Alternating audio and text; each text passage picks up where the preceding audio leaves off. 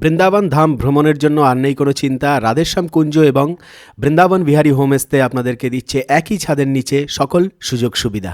এখানের প্রতিটা রুমই পরিষ্কার পরিচ্ছন্ন এবং রুচিসম্মত। প্রতিটা রুমেই অ্যাটাচ বাথরুম, গিজার, কমোড এবং পরিষ্কার পরিচ্ছন্নতার কোনো কমই নেই। আরও থাকছে বাঙালিদের রুচিসম্মত প্রসাদের ব্যবস্থা, ব্রেকফাস্ট, লাঞ্চ, ডিনার। আরও রয়েছে প্যাকেজ ট্যুর, সব ধরনের গাড়ি পরিষেবা, 84 কোরস পরিক্রমা, সাইট সিনের সুব্যবস্থা ইত্যাদি। স্ক্রিনে দেওয়া নাম্বারের সাথে অবশ্যই যোগাযোগ করবেন, হোয়াটসঅ্যাপ করবেন। এনারাই কুরুক্ষেত্রের সৈনিক, আর এনারাই শয়ন করে রয়েছেন কুরুক্ষেত্রের ভূমিতে। হ্যাঁ মিত্র, সে সময়ও যুদ্ধের শেষে কিন্তু এরকম অনেক সমাধি তৈরি করা হয়েছিল যারা দেহত্যাগ করেছিলেন যুদ্ধের কারণে। দারুণ দারুণ কুরুক্ষেত্রের ভূমি, তাও আবার পিতামহ ভীষ্মের সরসজ্জার এখানেই অবস্থিত এই সমাধি। সত্যি দেখে হৃদয় শিহরণ দিয়ে ওঠে, যেন মনে হয় আমরা সেই দাপর যুগের এখনও রয়েছি। রাধে রাধে মিত্র অ্যান্ড জয় শ্রীকৃষ্ণ। আজকে দর্শন করাবো আরেকটি মহাভারতের লীলার স্থান মিত্র।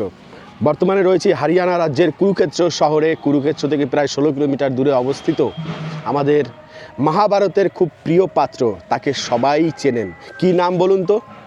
তো হ্যাঁ মিত্র, যার নাম হলো দেবব্রত। দেবব্রতকে চেনেন? চেনেন না? গঙ্গাপুত্রকে চেনেন?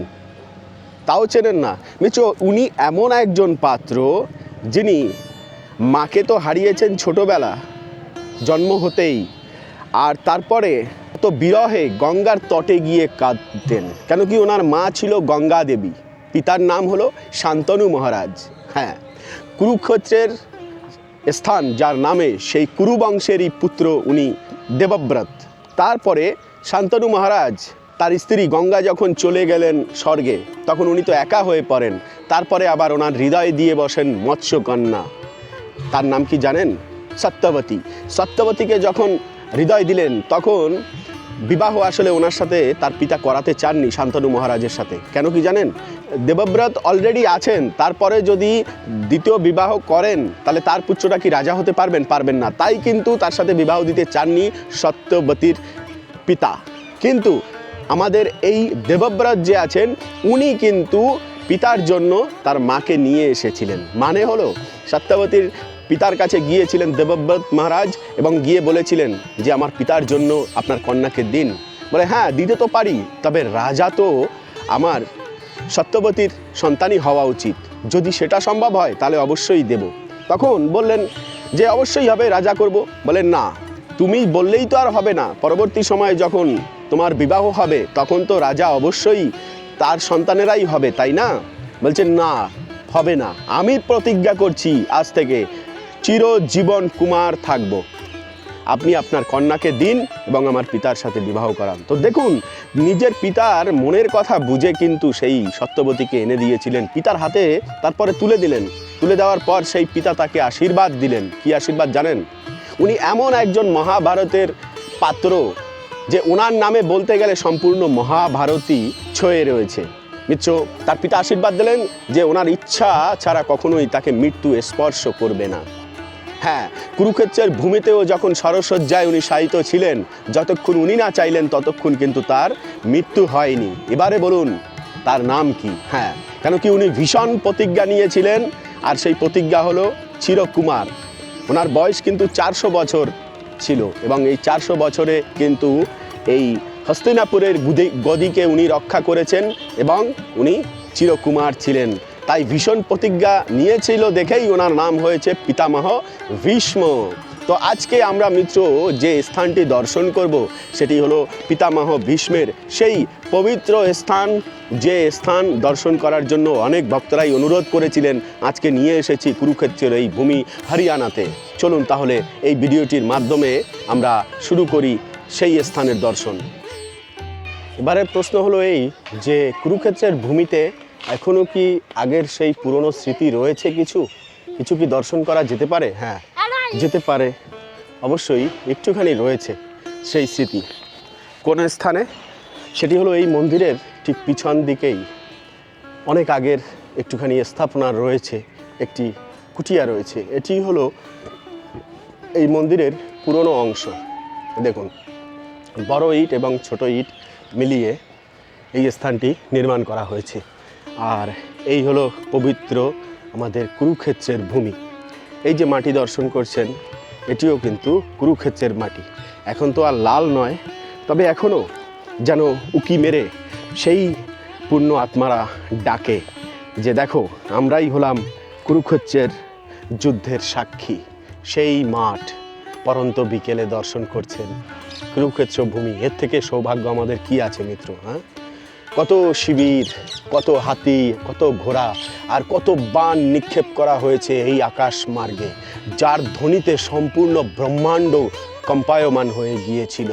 সেই ভূমি, হ্যাঁ, যেখান থেকে নিক্ষেপ করা হতো। বর্তমানে আমরা বিভিন্ন অনুষ্ঠানে, কালী পূজা আদি বিবাহ বাড়িতে দেখি যেরকমভাবে একটি বাজি নিক্ষেপ করলে পুরো আকাশময় তারার মতো দেখা যায়, ঠিক তেমনি কুরুক্ষেত্রের যুদ্ধেও কিন্তু এমনভাবেই বাণ চালানো হতো। আর সেই বাণ মন্ত্রের শক্তিতেই ফুস করে দৌড়ে যেতেন। বাণ হাত থেকে নিক্ষেপ করতে হয় না, মন্ত্র উচ্চারণ করে হালকা ছেড়ে দিলেই বাণ ফুস করে দৌড়ে যেত মিত্র। তো এই সেই পবিত্র স্থান। এবারে চলুন আমরা সেই পুরনো স্থানটি একটুখানি দর্শন করি আর বাণগঙ্গা দর্শন করি। মিত্র, নেত্রের সার্থকতা কোথায় জানেন? সেটি হলো এই তীর্থস্থান দর্শন করলে। হ্যাঁ, তীর্থস্থান নেত্র দর্শন করলে ভগবানের লীলা অটোমেটিক কিন্তু আমাদের চোখে ভেসে ওঠে। এই যে দেখুন, এই যে মহাভারতকালীন স্থাপনা বলছেন, এটা আমাদের দাপি। তো সেই সময় রাজা অভিমন্যুর পুত্র পরীক্ষিত মহারাজ এবং পরীক্ষিত মহারাজের পুত্র হলো অজনাব। এই অজনাব মহারাজ কিন্তু এই স্থাপনা করে গিয়েছেন। এবং আমাদের বৃন্দাবন ভূমিতেও জানেন যে রাজা অজনাব উনি কিন্তু উদ্ধব মহারাজকে নিয়ে বৃন্দাবনের ভগবান শ্রীকৃষ্ণের অনেক লীলার স্থান খুঁজে বার করেছেন। হ্যাঁ, দেখুন এখনো পর্যন্ত সূর্যোদয় হলে পরে এই গঙ্গার উৎপত্তি এমনভাবেই থাকে এবং ভক্তরা এখানে স্নান করেন, হ্যাঁ, বিভিন্ন অনুষ্ঠানে। তো এই যে দেখুন সেই মহাভারতকালীন মাতা লক্ষ্মী এবং নারায়ণের মন্দির, আর পাশে রয়েছে অর্জুন।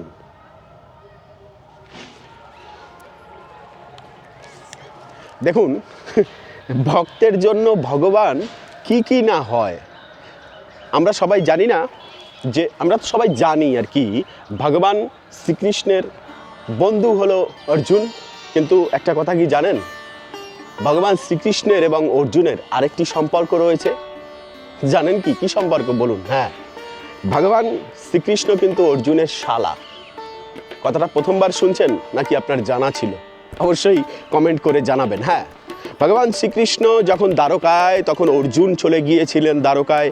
সেই দ্বারকায় অর্জুনের সঙ্গে সুভদ্রাকে বিবাহ দিয়েছিলেন, আর সেটিও পালিয়ে বিবাহ হয়। কেন কি বলরামজি দুর্যোধনের সাথে সুভদ্রার বিবাহ ঠিক করেছিলেন।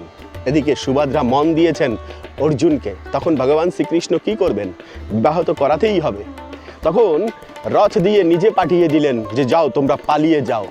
বলরামজি এসে যখন বললেন যে আরে সুভদ্রাকে নাকি নিয়ে চলে গেছেন অর্জুন, তখন বললে আচ্ছা তাই নাকি, কে বলেছে? বলে প্রহরী বলল। আচ্ছা প্রহরীকে ডাকো। ভগবান শ্রীকৃষ্ণ শিখিয়ে দিয়েছিলেন সুভদ্রাকে যে যখন অর্জুনের সাথে তুমি পালাবে, রথটা কিন্তু তুমি চালাবে, অর্জুনকে রথ চালাতে দেবে না। তখন বলরামজিকে বললেন আচ্ছা প্রহরীকে জিজ্ঞেস করো রথটা কে চালাচ্ছিল। তখন প্রহরী বলেন রথ চালাচ্ছিলেন সুভদ্রা। তাহলে অর্জুনকে কেন দোষ দেবে? আমাদের বোনই তো করেছে। আচ্ছা, তখন আর বলরামজি কিছু বললেন না, নয়তো অর্জুনকে সেই মুহূর্তেই কিন্তু বলরামজি ধ্বংস করে দিতেন। হ্যাঁ, তো এরকম সুন্দর মিষ্টি মিষ্টি কথা রয়েছে মহাভারতের কথা। এমন এক কথা মিত্র, আপনার সাংসারিক দুঃখ যতই থাক না কেন সেই দুঃখকে কিন্তু নিবারণ করে দেবেন।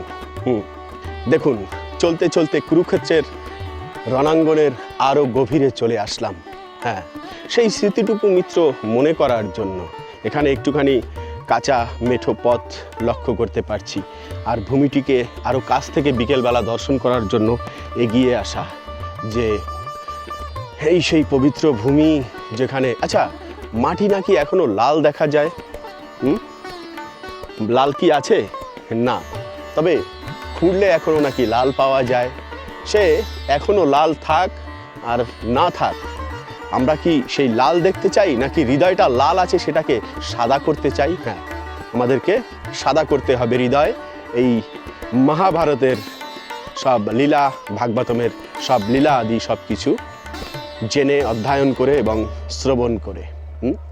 কুরুক্ষেত্রের বৃক্ষ বলে কথা মিত্র। হ্যাঁ, এনারাও হয়তো সেই কুরুক্ষেত্রের যুদ্ধে ছিলেন, পুনরায় জন্মগ্রহণ করেছেন বৃক্ষরূপে। কেন? অধর্মের সাথেও তো সাথ দিয়েছিলেন কেউ কেউ। তবে সবাই মহাত্মা ভগবানের ধামে ফিরে গিয়েছিলেন, সেটা তো আমরা সবাই জানি, ভগবানের অনুকম্পার ফলে। তো পবিত্র ধাম দর্শন আমাদের সৌভাগ্য হলো।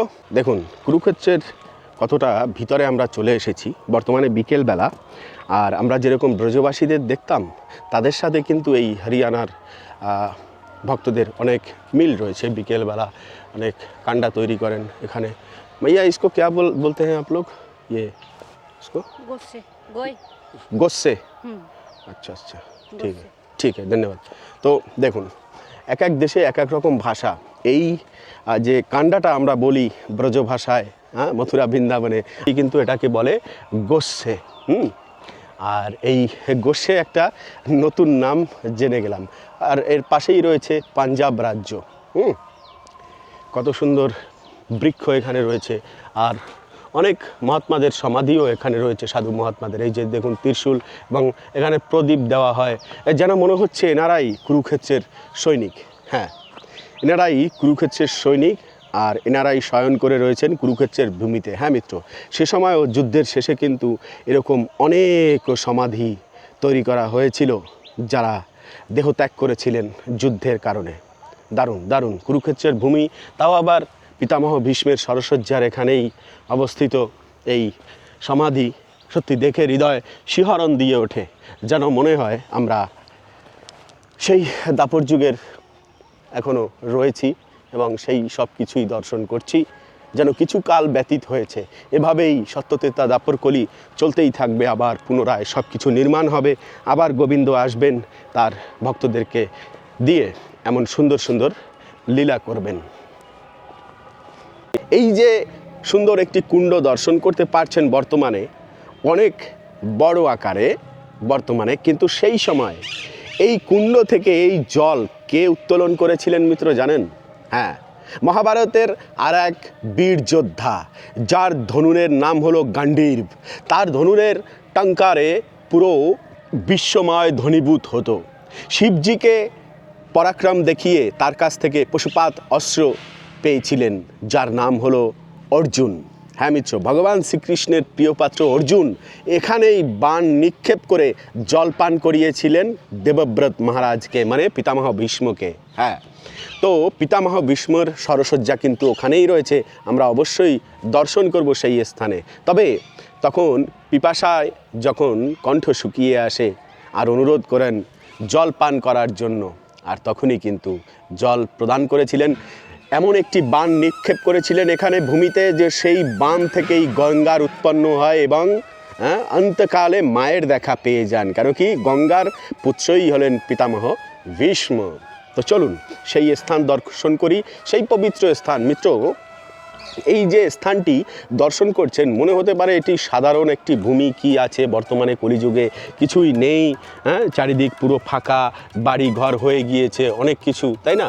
কিন্তু মিত্র, এই পবিত্র স্থানটা এতটা পবিত্র যে এই স্থানে পিতামহ সরসজ্জায় যখন ছিলেন সেই কুরুক্ষেত্রের ভূমিতে, তখন কিন্তু তার চরণের পাশে ভগবান শ্রীকৃষ্ণ দাঁড়িয়েছিলেন, এবং পিতামহ উনিই পারেন ভগবান শ্রীকৃষ্ণকে উপদেশ দিতে এবং আদেশ করতে, এবং অনেকও জ্ঞান দান করেছেন কিন্তু উনি এই স্থানে সরসজ্জায় বসে, মৃত্যুসজ্জায় বসে। হ্যাঁ, এবং বড় বড় মুনি ঋষিরা কিন্তু এখানে পুরো এই স্থান জুড়ে চারিদিকময় হয়ে গিয়েছিল শুধুমাত্র পিতামহ ভীষ্মের মুখের বাণী শুনবেন দেখে। ভগবানকে বলেছিলেন হে ঈশ্বর, এবং অর্জুনকে বলেছিলেন যে ইনিই হলেন সর্বেশ্বর প্রভু ভগবান শ্রীকৃষ্ণ। তো মিত্র, আমরা ভগবান শ্রীকৃষ্ণকে অনেকেই আছি হয়তো ভগবান মানতে চাই না, কিন্তু যিনি এত বড় যোদ্ধা মহারথী পিতামহ ভীষ্ম মরণ অবস্থায় কখনো মিথ্যে কথা বলে না, ভগবানকে ঈশ বলে গিয়েছেন। হ্যাঁ, মহাভারতে এই শব্দ বর্ণিত রয়েছে যে ঈশ মানে হলো ঈশ্বর, হে ঈশ্বর। এবং ভগবানের মুখ কমল দর্শন করতে করতে তার জীবন ত্যাগ করেছেন। সেই পবিত্র স্থান এবং সেই পবিত্র ধাম হলো এটি কুরুক্ষেত্রের রণাঙ্গন, যার নিকটে বর্তমানে নির্মিত হয়েছে হনুমানজির বিশাল একটি মূর্তি। দেখুন, হ্যাঁ, চলুন সেই পবিত্র স্থানটি মিত্র দর্শন করি। পিতামহ ভীষ্ম আসলেই কতটা যে কষ্ট স্বীকার করেছে, কতটা ত্যাগ স্বীকার করেছে, কিন্তু ওনার কাছ থেকে একটা জিনিস আমাদের শিক্ষা নেওয়ার আছে, সেটা হলো উনি এত বড় মহাত্মা হয়েও সঙ্গ দিয়েছিলেন কার? দুর্যোধনের। অধর্মের সঙ্গ, অধার্মিক ব্যক্তির সঙ্গ দিলে যে কি পরিণতি হয় সেটা এই পিতামহ ভীষ্মের জীবন চরিত্র থেকেই কিন্তু আমরা জানতে পারি। আর এর নিকটে যে বৃক্ষ রয়েছে, বলা হয় কুরুক্ষেত্রের কাল থেকেই পরম্পরা অনুসারে এই বৃক্ষ এখনো পর্যন্ত দাঁড়িয়ে রয়েছে কুরুক্ষেত্রের মাঠে। আর এই হলো সেই পিতামহ ভীষ্মের সরসজ্জা। দেখুন এখানে এই স্থানটিতে কত সুন্দর পিতামহ ভীষ্ম এখনো পর্যন্ত রয়েছেন আমাদের সেই মহাভারতের শিক্ষা দেওয়ার জন্য।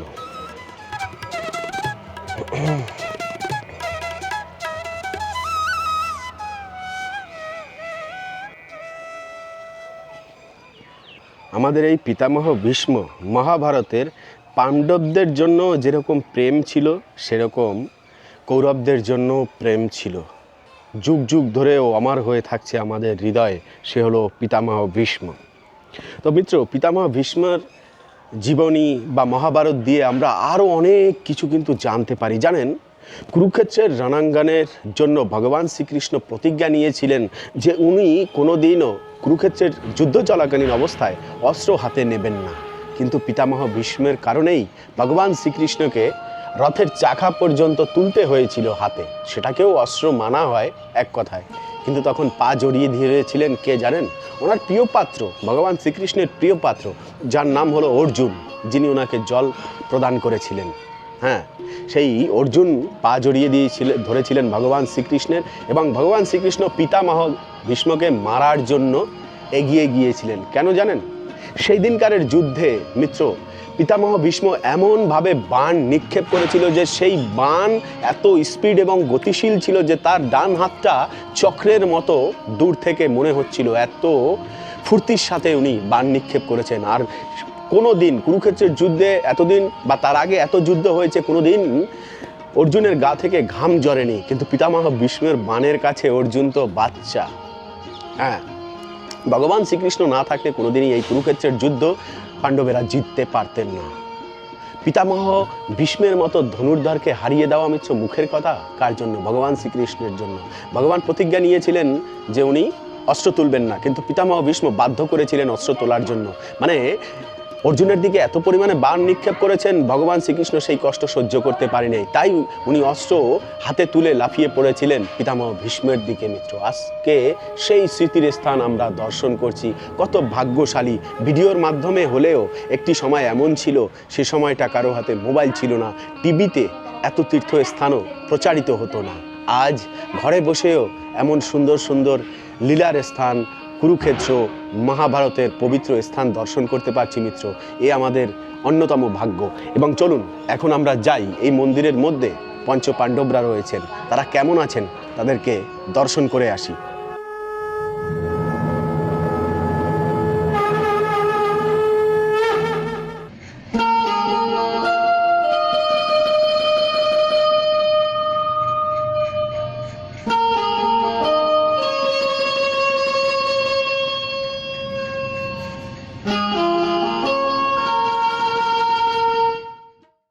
তো এই হলো মন্দির, এখানে একদম শান্ত পরিবেশে। আর এই যে পিছনে দর্শন করতে পারছেন, এটিই হলো কুরুক্ষেত্রের মিত্র সেই মাঠ।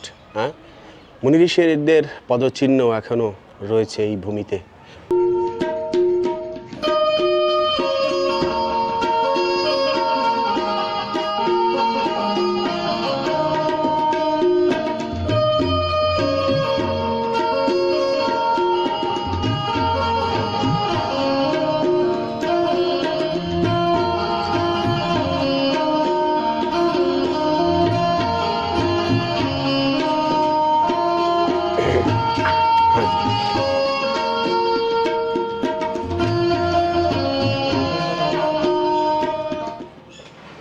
তো মাঝি আমাদেরকে প্রসাদ দিলেন, আমরা প্রসাদ গ্রহণ করলাম। তো এর থেকে সুখের আর কি আছে? কুরুক্ষেত্রের মতো সুন্দর একটি লীলার স্থানে এসে যদি প্রসাদ পাওয়া যায়। আর এই হলো আমাদের অর্জুন। দেখুন, এই যে ধনুকটি দেখতে পাচ্ছেন হাতে, এই ধনুকের নামই হচ্ছে গান্ডীব। আর এ হলো মাতা গঙ্গা, পিতামহ ভীষ্মের মাতা। আর এ হলো পিতামহ ভীষ্মের সরসজ্জা। আর এ হলো কে জানেন? হিড়িম্বা মাতার পতি, যার নাম হলো ভীম সেন, যার পুত্র ঘটোৎকচ যুদ্ধে উনিও বলিদান দিয়েছেন ধর্মকে প্রতিষ্ঠা করার জন্য। আর এ হলো ধর্মরাজ যুধিষ্ঠির। দেখুন, আজও কুরুক্ষেত্রের মাটিতে ওনারা সবাই বসে রয়েছেন। কে বলেছে কুরুক্ষেত্রের মাটিতে কেউ নেই? কলিযুগে দাঁড়িয়েও বিগ্রহ রূপে আমাদেরকে দর্শন দিয়ে যাচ্ছেন। আর ইনি হলেন পরম পবিত্র আমাদের দ্রৌপদী মাতা।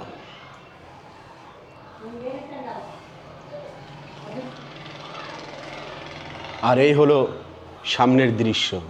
কোথায় বসে আছেন দেখুন, কুরুক্ষেত্রে এই ভূমি, ভগবান শ্রীকৃষ্ণ যে ভূমিতে দাঁড়িয়েছিলেন, আজও সেই ভূমি দর্শন করেই যাচ্ছেন আমাদের যুধিষ্ঠির মহারাজ। সম্পূর্ণ ভূমণ্ডলকে বিজয় করার পরও কুরুক্ষেত্রের যুদ্ধে যারা মারা গিয়েছেন তাদের জন্য কেঁদে কেঁদে ওনার দুনয়ন ভাসিয়েছেন। এত বড় পুণ্য আত্মা এবং ধর্মকে যিনি হৃদয়ে ধারণ করে সর্বদা চলেন। ওনার প্রতাপ এত ছিল মিত্র জানেন যুধিষ্ঠির মহারাজের, যে ওনার রথ ভূমি থেকে 1 ফুট উপরে চলতো। কেন কি? সত্যের বলে। উনি জীবনে কখনো মিথ্যে কথা বলেনি। আর যেদিন একবার কুরুক্ষেত্রের ভূমিতে শুধুমাত্র মিথ্যা কথাকে সমর্থন করেছিলেন, সেই থেকে কিন্তু ওনার রথ মাটিতে চলতে শুরু করেন। তো এরকম অনেকও ভাগবতে, এরকম অনেকও মহাভারতের কথা রয়েছে। ভুরি ভুরি অবশ্যই অধ্যয়ন করবেন মহাভারত আর আসবেন কুরুক্ষেত্র দর্শন করার জন্য।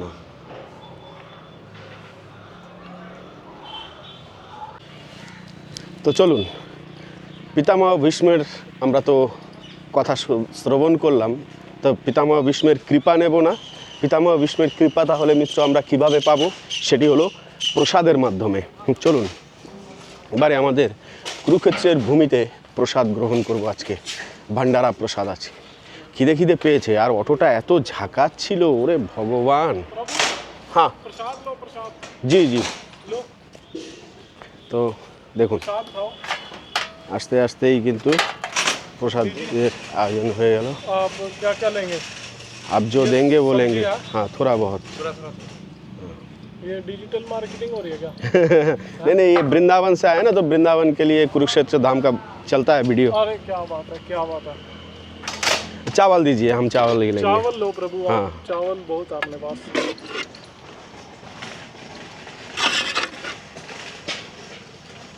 उसमें भी डाल के ले आऊंगा मैं, कोई नहीं।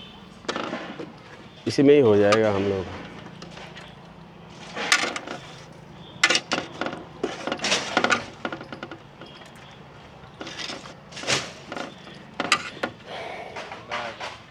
लो जी, इसमें कड़ी लेंगे, कड़ी भी लेंगे।